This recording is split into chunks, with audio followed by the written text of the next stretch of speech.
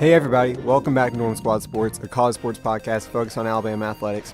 I'm Dakota. We're actually officially on summer vacation, so Oakley and Brian are back home. And I guess we're technically not Norm Squad Sports anymore because we all moved out of the dorms. But either way, we're still going to be putting stuff out this summer. I'm going to try to make it down and do some group stuff, and if not, I'm going to be putting stuff out on my own. And we have a huge favor for y'all, if y'all don't mind. If y'all could just subscribe on Apple Podcasts, on Spotify, wherever you listen to this. If you're on Apple Podcasts, leave a 5-star review. Follow us on Twitter. Make sure you're keeping up. We're going to put a lot of stuff out. And our goal this summer, before we go back to Alabama, is to have 1,000 total listens on all of our episodes. So the only way we can get that done is if y'all are sharing this and y'all keep, listening to every episode. So it means the world when you do stuff like that for us. And if y'all could just keep doing that, that'd be fantastic. But anyway, this episode, we got a lot of stuff we need to go over. First off, we're going to do a preview of Duke football because they're our first game, and we're going to do a series this year where over the summer we're going to preview every single team and go into like what it's going to take for us to beat them and stuff, just so you have more information before we get into the actual season. And then after that, I took in a bunch of questions from like Twitter and stuff from some Alabama fans, and we're going to be answering some of those questions, some about football, some about the draft, some about college basketball, just a bunch of different stuff. So we're going to make sure we're answering all of those. But let's go ahead and start with this Duke preview because it's going to be the bulk of this episode. All right. So first off, we're going to be talking about on offense. So obviously the big name from Duke is Daniel Jones. He declared for the draft this past year, got drafted incredibly high to the New York Giants, I believe number 6. And that's going to be the biggest question they have, is replacing Daniel Jones, of course, a multi-year starter. So I think the main person to replace him will be Quentin Harris. He's who I expect to be the starter. He's a 5th-year senior. He has some time. I believe Daniel Jones was injured for a couple years last year, or for a couple games last year. So he has started in games in his college career. Mostly he's just played garbage minutes in the end of games, though. But he threw for 7 touchdowns, and he also ran for 5 touchdowns. So he's really a dual threat. That used to give us a lot more problems than it does now. But, having that dual threat is, it's going to bring an extra, wrinkle into their offense. So he's definitely more of a dual threat than Daniel Jones was. Daniel Jones was sit in the pocket, find the mismatch, throw it to the open receiver when you could. If there's nothing there, he will definitely run, and he's a valued runner. And also, when you're looking at this game, they lost their top 3 wide receivers this year, and their top 2 of their tight ends, including their top pass catching tight end. So because of all this, I think they're just going to try to run the heck out of the ball and avoid major injuries and just try to get out of this game, because I don't think they honestly believe that they're going to, shock the world and beat Alabama in the first game. I think they're more worried about the bulk of their ACC, schedule, their conference games, make sure they don't lose those, make sure they don't, get injured and keep them from playing well later on in the year. So I'm more worried about how they're going to run the ball. So there's 2 people you have to worry about on the offense in terms of running.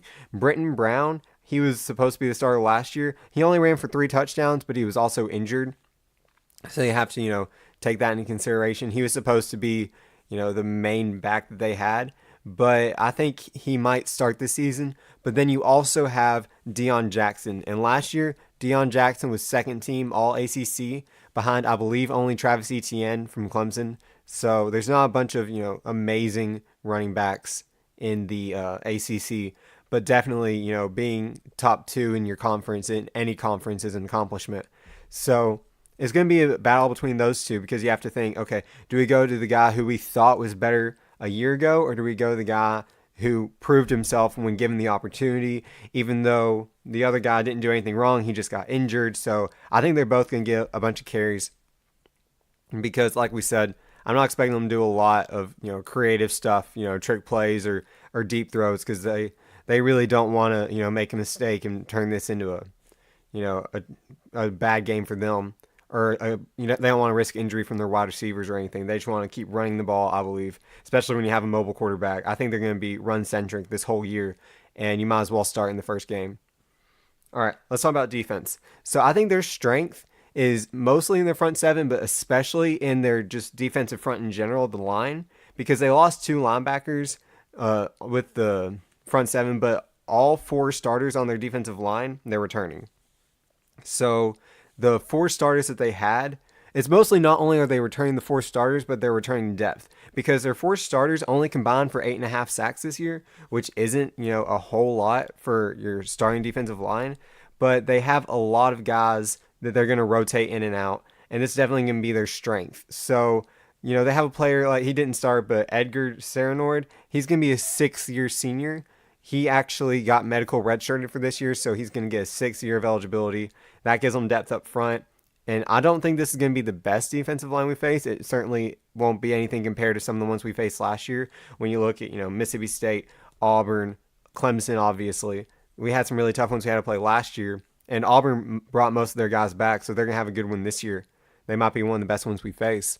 But they're still experienced. And like we said, experience doesn't mean that they're great, but it also means that, they're not going to bow down to the moment like a freshman would.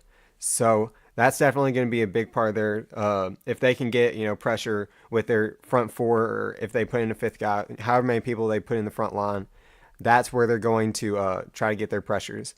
So, especially with, younger linebackers behind them, you want to make the job for them as easy as possible. All right, in the secondary, also look at Mark Gilbert. He was supposed to have a good year this year. I honestly believe he could have been drafted this year, but he had an injury. He dislocated his hip. And obviously, an injury like that is going to take a long time to recover, and you're not going to be able to do much. I would assume that he would be, healthy to start the year. They might start him off slow just to, keep it safe for when you play, the games that really matter later on. But this was definitely, a tough loss for them last year, and having him back this year is going to be great for them. So that's a main guy in the secondary to look at, Mark Gilbert. All right. Okay. Now, in terms of keys of the game, all right, let's talk about our offensive keys of the game. Because honestly, I don't think Tua is going to struggle in this game. We have probably the best wide receiver core, and we're going to have, one of the best quarterbacks, if not the best quarterback. The passing game, I'm not that worried about, especially with them not having a really strong secondary. So in terms of winning the game, there's not much to be worried about. The bigger question for me will be the offensive line, because we're going to have either new faces on the offensive line, or we're going to have people who are playing new positions on the offensive line. People who, like for example, Alex Leatherwood, he played right guard this year. We're going to swing him over to left tackle. That's his natural position, but it's not a position that he's played since the championship game against Georgia. So, of course, he'll have the entire spring and summer and fall practice and training camp to get ready for it. But that'll be his first, true game he's played left tackle since his freshman year. So, position changes like that are what I think are going to really matter here. And, we're going to have a new center, obviously. And we're not going to have Deontay Brown for the first few games. I'm not sure if he'll be a starter once he gets back. It probably depends on how all the pieces around him work out and pieces that replace him in his 4-game suspension work out. But not having him, having someone having to replace him. So, really you're only replacing 2 offensive linemen. But, we have Deontay Brown out. Technically, you're really replacing 3. And then you're moving a right guard to left tackle. So, pretty much every position except right tackle is going to have a new face, or a face that at least wasn't playing there last year to start this game. So, all that being said is going to make the offensive line, especially going up against their strength in the defensive front, I think that's what's really going to matter. And also, I think we're going to try to run the ball a lot. I don't really see a reason why we would, just, go crazy throwing the ball. I don't think there's a reason to. I think we know that we can get that in a game, especially against this team. I think it's more important for us to establish a running game because, we have Najee Harris, who is an amazing running back, but he's not been a starter for Alabama yet.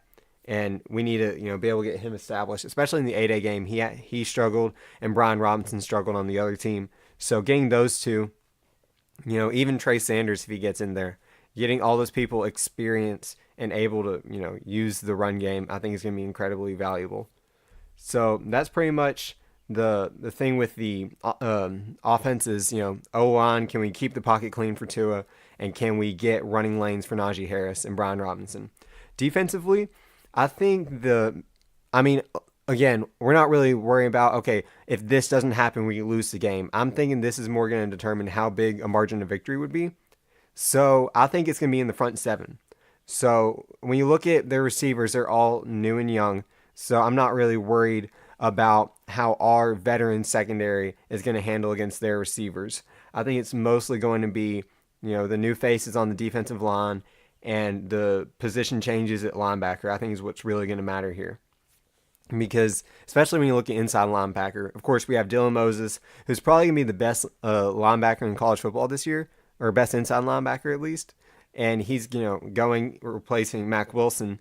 So whoever has to replace Dylan Moses on the other side, I think that's going to be where you have a lot of communication questions, and that's also going to be when you have if you have a mobile quarterback, the linebacker play is what's really going to matter, because can you keep up with the tight end? Can you get pressure when you need to? And can you track him when he decides to scramble out of the pocket? I think linebacker play is where a lot of that happens. And I'm not worried about Dylan Moses, but whoever we put in to play alongside him, I think is where the real questions are going to be. Also, I'm not really worried about the defensive line. Of course, we have Raekwon Davis, coming back is huge for us. We have Mathis. And also, when you think about it, DJ Dale might get the start this game. And, getting a freshman to start, and especially a D lineman, is very rare.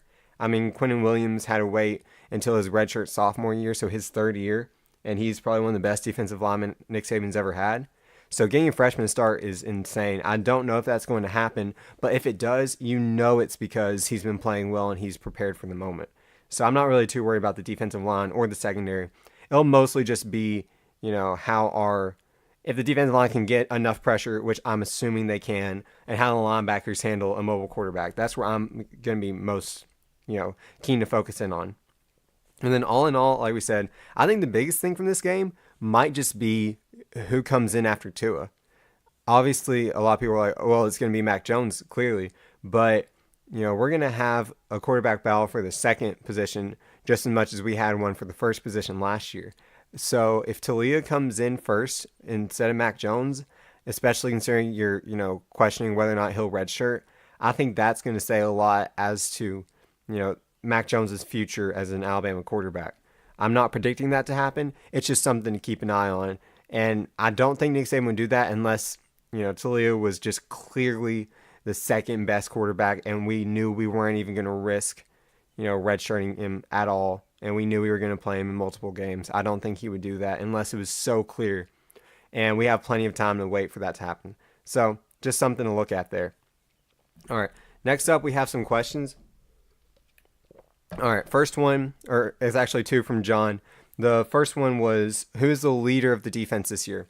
So when I look at leaders, I'm thinking of two traits, or two ways you can be a leader.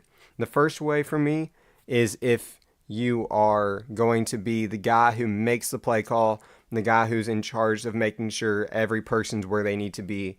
And that usually falls to the linebacker. So for that, I think it's going to be Dylan Moses. When you look at, successful Alabama teams in the past, you usually have a guy there, Rashaan Evans, you have CJ Mosley, you have Dante Hightower, you have players like that, Reuben Foster, you have some linebacker who's, the quarterback of the defense, if you're going to talk about the cliches. So I think that's where a lot of that's going to fall into play, is going to be on Dylan Moses. When you're talking about just, in the locker room being a leader, I'm thinking people like Raekwon Davis, because Davis could have been a first-round draft pick. He definitely would have gone day 2 if he didn't go day 1. And he decided to come back. The reason he decided to come back, to surprise most people, honestly, is because he has unfinished business in college. And he's not going to let other people, keep him from getting to those goals that he set when he decided to come back. So I think that's a big name. You have people like Terrell Lewis and Trevon Diggs, people who have been injured, who are potential first-round talents, who just haven't been able to see the field. So now that you have them healthy, I think they're, have the experience, have the wisdom, and just the IQ, football IQ, to handle that leadership role. So I'm looking at players like that, especially when you don't have as many seniors as you would usually have in defense. I think those are some big names to keep an eye on. And then John's next question was, who's going to be the second wide receiver to help open the field for Jerry Jeudy? So I think in terms of the best one to open the field for Jerry Jeudy and just our second best receiver, both of them are Henry Ruggs. I think if we didn't have Jerry Jeudy on this team, Henry Ruggs would probably be talked about as the 4th best receiver of the Nick Saban era. I think he's that good of a talent. Obviously, he has potential 4.2 speed, which is just absolutely insane. And then you add in the fact that he's the deep threat. Jeudy can catch the ball anywhere on the field. He can catch it behind the line of scrimmage and make a play. He's usually going to catch it somewhere in the middle of the field, whether it's inside the first 10 yards or for a first down past it, somewhere in the middle of the field, on slant routes, on run pass options. That's the kind of game that he likes to play a lot, or on a double move. So when Henry Ruggs is on the field, whether you line him up on the same half of the field as Jeudy or if you put him on the other half, you can play it either way. You're going to have your safeties step back a solid, 2 or 3 steps just because Ruggs is on the field. He brings that kind of speed. So literally, you're just going to have 2 more yards in the first 15 yards of the field for Jerry Jeudy to work with. So when you have someone like Ruggs to open the top off the defense, not saying Jeudy can't, but having someone who does that makes it easier for a player like Jeudy who doesn't need much space at all. So literally 2 steps is the difference between a first down and a touchdown for Jerry Jeudy. So I think that's going to be something that is a really good tandem for the way this wide receiving core works. I think by the end of this year, Jerry Jeudy might be, I don't know, he might be the second. He might even be the best wide receiver that Nick Saban's ever had. He's that good. I think he might be the highest drafted. And I mean, you look at Amari Cooper got drafted 4th overall, I believe. And if not, Julio Jones got drafted 6th overall. He might be drafted, higher than that. He is that much of a talent. It just depends on who values wide receiver in this draft. So there's a lot to look at. And I'm really excited for Jeudy. And part of what makes Jeudy work is the fact that he's playing alongside Henry Ruggs. All right, next question's from Jack, and it's, what do you make of Nate Oates offering so many 5 stars? And personally, I love it. First off, you have it almost like a shotgun, mentality where, we're just going to shoot it and we might not get them all, but we're going to get at least some. And honestly, all you need is one. Nate Oates has never signed a 5-star. Of course, coaching at Buffalo, he signed the first 4-star there, but he never signed a 5-star. And he is swinging for the fences, and I am 100% here for it because obviously he's not going to just offer someone because of what 247 says in terms of talent. He's going to offer someone that he knows can fit in his offensive system. And that's one of the very first thing he did was offer a 3-star in Raymond Hawkins. So I think there's a lot of stuff to be in play here. If you're offering a guy, obviously he's going to have the ability to shoot the ball, the offensive skill set that you need to play a Nate Oates style of offense. He's going to be filling needs that he thinks he's going to have to fill at the end of this year. There's a lot of things that go into play. So I'm really looking forward to see if any of them land. I think that there's nothing wrong with offering 5 stars. It at least gets your name out there. And like we said, you might have to offer 20, but if you get that one and that one is a Colin Sexton type player, then it's completely worth it. So I'm definitely down for him getting, his name in as many corners of the college basketball world as he can. Okay, so next up, AJ asked, who was the winner of the NFL draft from Alabama? So when I look at winners, it's really hard to declare a winner before any of them step on the field for an actual NFL game or even a preseason game. But I'm looking at 3 people, and they're winning in different ways, I guess you could say. And the first one, Quinnen Williams, obviously being drafted 3rd overall, he got a heck of a paycheck. But I'm looking at things like, where else he could have gone. And the entire draft process, we were talking about Quinnen Williams to either the Jets or to the Raiders. And, both of those are really good teams. I probably would have rather him go to the Jets, but you can't really, he would have looked nice in a Raiders jersey. So it's just, whatever you think there. But right before the draft, you can ask the people that I watched the draft with, Oakley Bryant and, my girlfriend Maddie. There were rumors coming out that Buffalo wanted to trade this pick with New York to slide up and take Quinnen Williams. And I was just devastated because I did not want to see Quinnen Williams go play in Buffalo where it's incredibly cold to a team that has no future, to a team that defensively there's not a lot going on there. And I didn't want him to, waste the first, few years of his rookie deal before he was able to make his own decision and play for a high quality team. So I was really worried about where that would go. But you look at it, obviously that didn't happen. I think New York Jets, I think they have a bright future. Obviously offensively with Sam Darnold, I think they're going to be growing in the right direction. They have great defensive coaches. I believe Greg Williams former interim head coach for Cleveland. I think he's going to grow a lot there. I think he's going to become a better player, and I'm really looking forward to seeing what he does. Okay, up next, Josh Jacobs. Obviously, a running back going in the first round is an amazing accomplishment. Going to the Oakland Raiders, you can say what you want about Gruden, but there's a need at running back in that offense. And I think they're going to be, if not one of the better offenses, they're going to at least be one of the more talented and more talked about offenses. And obviously, this is also something that you can't predict it when you get drafted, but almost immediately after he got drafted, Isaiah Crowell injured his knee. So he's going to be out for the year. They signed Doug Martin to come in, but I think Doug Martin is a step behind Crowell in terms of actual playing experience. So for Josh Jacobs, I think not only will he be the featured back, but instead of having to compete for a lot of carries with Crowell, he's going to be competing for some of the carries and then also getting the veteran experience with Doug Martin in there. So I think it's, a win-win for him. Obviously, you don't want a player to be injured, but I think it's going to, play out where Josh Jacobs benefits from it, and he's going to be, one of the best fantasy players from Alabama, especially the running back position. And then the last one is Damian Harris. Obviously, just because he's a Patriot. I mean, he went from Nick Saban to Coach Belichick. He's going to go from winning national championships to winning Super Bowls. You look at who their first round pick last year was, even though it was a running back, so there's going to be competition for carries. He was a rookie and he won a Super Bowl, and he played very well in a Super Bowl. So I think there's, when you're that late, you just want to go to a good fit and a good team, and I'm really looking forward to see what Damian Harris does in Foxborough. Okay, next question from Sam. Did I think that Deontay Thompson, Irv Smith, and Mack Wilson should have returned?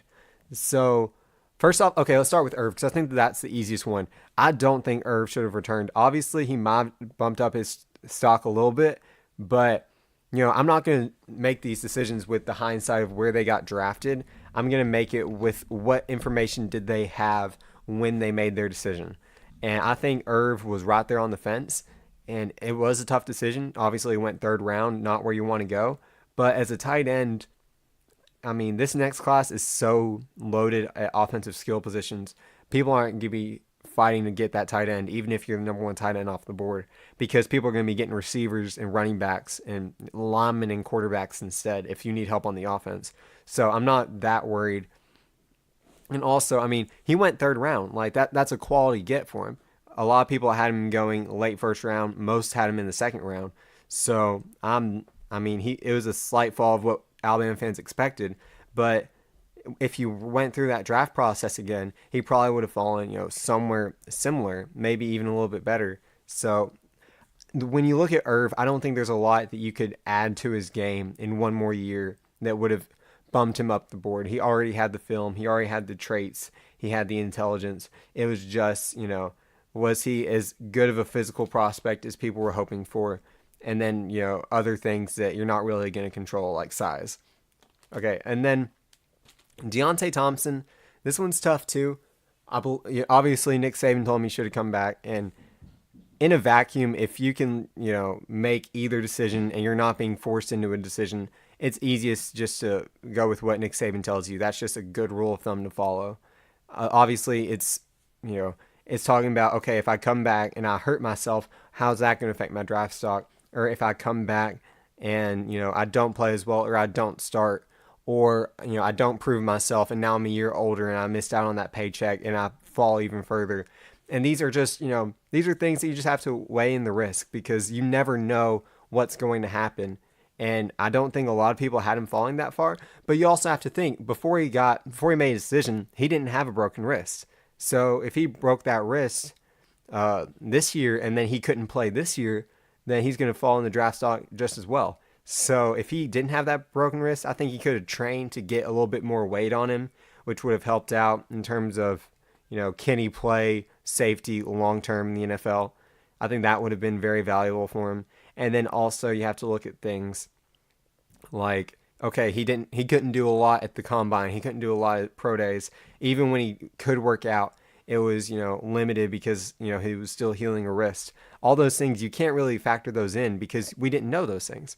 So it's a tough thing. I'm going to root for him either way. It's tough going late round to a team that's, on on the rebuild. But I mean, there's not much you can do. Mack Wilson, this is probably the one that Alabama Twitter's been talking about the most, and it's probably the toughest decision. And like we said, in a vacuum, if you can just go with what Nick Saban tells you, it's going to be the right decision. But Mack Wilson has come out repeatedly saying this wasn't about, okay, I can't wait to play in the NFL, I can't go back to college. This was about, okay, I have a paycheck on the line and my family needs the money and I can't, see them go through and suffer for one more year and not have something to make up for it in terms of finance. So it's a tough decision. And I don't think a lot of people saw him to fall as far as he did. I thought a lot of people had him as a day two prospect. But I mean, I'm not gonna dog a guy for going and getting money for his family. A lot of people have been doing that, and obviously, I think it would have made him a better player if he had come back. But it's such a tough decision, and when you have millions of dollars staring you in the face, it's really hard to say no. So I'm not gonna really say much about it one way or the other. All right, last couple questions from Lindsay Black. Okay, first question from her. And then we'll wrap up after a second one, is where do you see Trendon Watford going this year? So it's tough with Trendon Watford because, I think he was predicted to go to Memphis almost the entire year. And then, Alabama was up there. And then Avery Johnson getting fired, I think, hurt us for a while. But he's waited so long, I think he's going to have that relationship. And now Memphis is trying to get new people. LSU's in the mix, but they have all those, recruiting issues. It's really a tough decision for him. And I find it tough because it seems like every day there's a new leader. And it's always weird to see, that's like picking, all right, I want to date this person today and this person tomorrow. And in a week, I want to date this person. But at the end of the month, I'm going to be married. Like, you have to pick one and stick with it. So I think it's really tough for him. But at the end of the day, assuming that nothing comes out about Will Wade and he doesn't get fined, or not fined, but like suspended or fired or, banned from the NCAA, if nothing like that comes out of all these FBI investigations, I think it's going to be LSU. A lot of people have been predicting it to be LSU outside of LSU's camp. So, Memphis mods are, going for LSU. So it's a tough decision, but of course, I'm hoping Alabama gets him, obviously, but I think it's going to end up being LSU. And then our last question is breaking down just the new recruits and which ones I think will be the best or the most exciting.